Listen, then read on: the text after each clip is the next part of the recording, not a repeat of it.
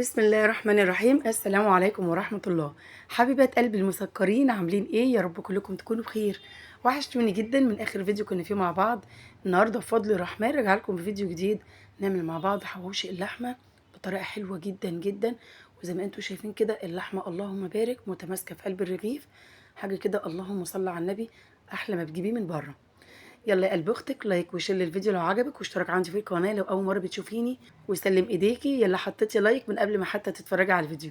يلا نقول بسم الله ونصلي على الرسول عليه افضل الصلاه والسلام، وندخل على الفيديو على طول. مبدئيا يا ست الكل، انا معايا كيلو من اللحمه، ومعايا كمان بصل فرماه فرم خشن، اللهم صل على سيدنا محمد، ومعايا فلفل الوان احمر واصفر، كل حاجه فلفلايه، ومعايا قرنين شطه حامي لو حابين.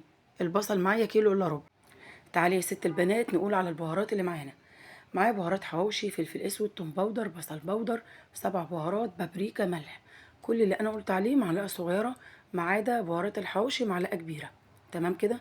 معايا كمان لحم طماطم كنت مقطعاه مكعبات صغيره، معايا حوالي 4 حبات من الطماطم، شلت البذور منها وقطعتها مكعبات صغيره زي ما انتم شايفين كده. معايا كمان حوالي 5 6 عيدان من البقدونس، اخدت الورق بس وفرمته فرم ناعم. معايا كمان معلقتين كبار من النشا يمتص اي سوائل زياده معايا في الحواوشي.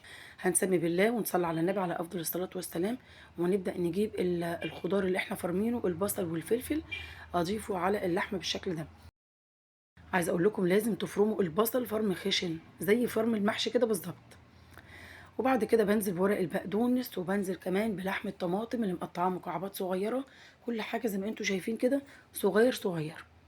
والبهارات بتاعتنا كلها اللهم صل على سيدنا النبي، اضيفها بالشكل اللي انتم شايفينه ده. وكمان معلقتين كبار من النشا، انا مش عندي نشا يا دعاء حطي معلقتين كبار من الدقيق. طب انا مش عندي دقيق برضو، حطي يا ست الكل نص رغيف مبلول وعصريه كويس جدا، وفرميه مع كل الكلام ده. تمام كده. وبعد كده بنزل بنص معلقه صغيره من البيكنج باودر، بتخلي الحوش بتاعنا مش مكتوم خالص. اخر حاجه بقى بنزل بيها معلقه صغيره من السكر، ومتستغنيش عن السكر، وما تستغربيش برضو السكر، لان بيدي طعم تحفه. بجد جربي الطريقه دي بامر الله تدعيلي. حطي لايك يا قلب اختك للفيديو علشان الفيديو يترفع، واعملي له كومنت حلو كده بايديكي، ربنا يكبر بخاطرك. انا زعلانه علشان انا ببذل اقصى مجهودي علشان اطلع لكم الوصفه كما قال الكتاب، وفي نفس الوقت انا مش شايفه دعم منكم، يعني قله قليله، ربنا يكبر بخاطرهم اللي بيدخلوا لي وبيكتبوا لي كلام كده يفتح النفس، ربنا يكبر بخاطركم جميعا يا رب. بصي يا ست البنات، انا طبعا بعد ما حطيت كل حاجه بدات افرمها بايديا بالشكل ده، لكن لقيت الطبق صغير، فجبت صينيه كبيره وبدات اسمي بالله، واعجن كل الحاجات الحلوه دي مع بعض، دخلي كل حاجه بقى في بعضها علشان بقى ندي تيست عالي للحواوشي بتاعنا. انا طبعا ما كانش عندي دهن، ونسبه الدهن في اللحمه ما كانتش كتيره. انت عندك حلول كتير علشان تحطي دهن.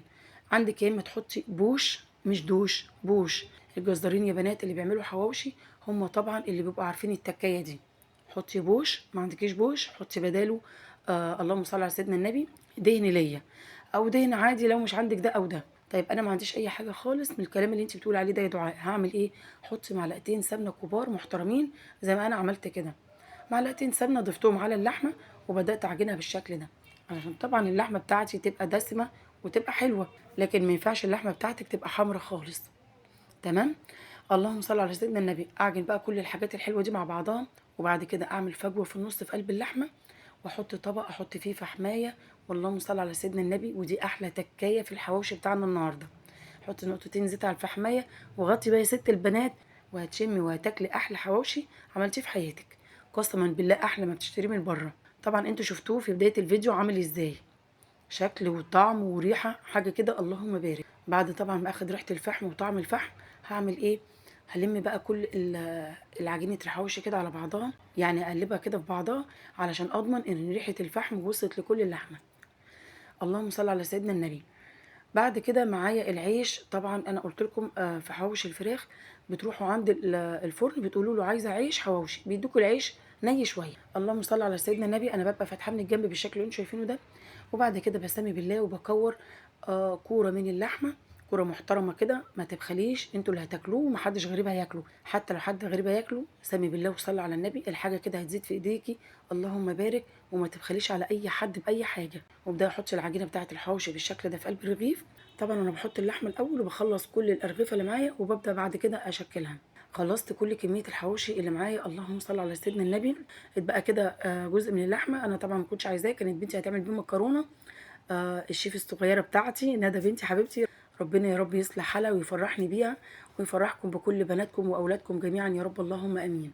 بص بقى قلب اختك، انا بعد ما حطيت اللحمه في قلب الرغيف بالشكل ده ببدا اسمي بالله وببدا افردها في قلب الرغيف كده، يعني من جوه لبره، او ببططها على الرخامه بالشكل ده. يا رب تكون كل حاجه واضحه قدامكم. فردت اللحمه كلها في قلب الارغفه بالشكل ده كده، اللهم صل على النبي. وتعالوا بقى نبدا التسويه. جبت صينيه الفرن بتاعتي وبدات ادهنها دهنه محترمه من الزيت والسمنه، علشان الحواوشي بعد كده يبقى مقرمش وجميل زي ما شفتوه في بدايه الفيديو.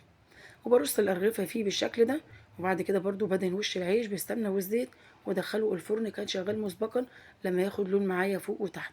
قلت اعمل بعد كده رغيفين على الطاسة على عين البوتاجاز، بس انا الحقيقة الافضل بالنسبة لي اللي كان في الفرن. برضو حطيت في قلب الطاسة دهنة من الزيت والسمنة وحطيت الرغيف بالشكل ده وقلبته على الوجهين بالطريقة دي كده لما طبعا ياخد لون معايا. عايزه اوريكم اللهم صل على النبي اللي انا سويته في الفرن عامل ازاي. شايفين ما شاء الله جماله، الله اكبر. احلى الحقيقه من اللي بيتعمل على الطاسه، بيبقى مقرمش واخد لون موحد كله زي بعض، غير اللي بتعمله على الطاسه بيبقى لون ولون، لكن اللي بتعمليه في الفرن بيطلع لون موحد كده، اللهم بارك. تعالي بقى يا ست الكل نعمل تكايه حلوه كده، طبعا بتاع الحواوشي كلهم بيعملوها. انا معايا شويه جبنه موتزاريلا، حبيت ادلع ولادي واعمل رغيفين ثلاثه كده بالجبنه الموتزاريلا. اخدت شويه من الجبنه الموتزاريلا حطيتها على اللحمه في قلب الرغيف بالطريقه دي، وبرده سويتها وادخلها الفرن لما تستوي معايا وتبقى الجبنه بتمط كده، الله اكبر، في قلب الرغيف. طبعا انا ما عملتش كتير فركنت الجبنه الباقيه وخلصت كل كميه الحواوشي، اللهم صل على النبي. بسم الله ما شاء الله تبارك الرحمن. حطيت كمان شويه شيبس كده، العين بتاكل قبل البق. وحطيت شويه بقدونس في ارضيه الصينيه بتاعتنا ورصيت عليها الحواوشي، اللهم بارك اللهم بارك. الرغيف مقرمش ومحمل لحمه، اللهم صل على سيدنا النبي. قسما بالله انضف واحلى ما بتشتريه من بره. انت طبعا بتشتري الحواوشي من بره وبيبقى مكان نظيف جدا، وانت في نفس الوقت مش عارفه دي لحمه بلدي ولا لحمه مستورده. لكن طبعا مش هيروحوا يحطوا لك لحمه بلدي بالكميه المحترمه اللي احنا حاطينها في قلب الرغيف ويبيعوا لك كده رغيف ب 100 جنيه ولا حاجه.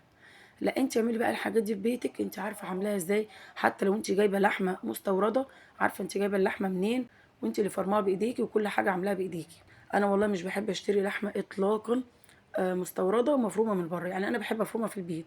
لكن اللحمه بتاعت النهارده بلدي، الله اكبر، صافي. تعالوا نشوف الرغيف عامل ازاي من جوه، اللهم صل على النبي، واللحمه عامله ازاي.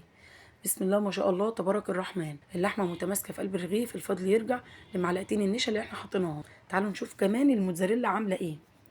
شايفين اللي بالموتزاريلا، اللهم صل على النبي. الموتزاريلا بتمط حلو قوي. الموتزاريلا اللي معايا دي الحمد يا بنات، علشان لو انتوا حابين تستفسروا عنها يعني، انا مش بستخدم غير موتزاريلا الحمد. تعالوا بقى نقطع الحواوشي القمر ده ونشوفه من جوه عامل ازاي. شايفين بسم الله ما شاء الله تبارك الرحمن، اللهم صل على النبي.